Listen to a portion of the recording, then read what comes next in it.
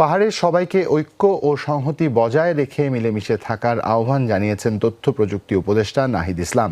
শনিবার সন্ধ্যায় খাগড়াছড়ির দীঘিনালা বাস টার্মিনাল এলাকায় ক্ষতিগ্রস্ত ও স্থানীয়দের সাথে মতবিনিময় করেন নাহিদ। এ সময় বলেন, পাহাড়ে নানা বৈষম্য রয়েছে, এখানে বসবাস করা জনগোষ্ঠীর বঞ্চনাও অনেক। লড়াই সংগ্রাম করে যে নতুন বাংলাদেশ গড়ার স্বপ্ন দেখা হচ্ছে, সেখানে কোনো বৈষম্য থাকবে না। পাহাড়ে যারা ভেদাভেদ দূরত্ব তৈরি করতে চায় তাদের কোনোভাবেই সুযোগ দেয়া যাবে না।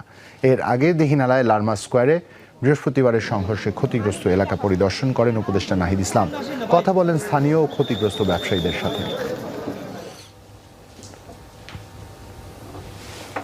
সবাই বাংলাদেশের নাগরিক এবং সকল নাগরিকের অধিকার সমান।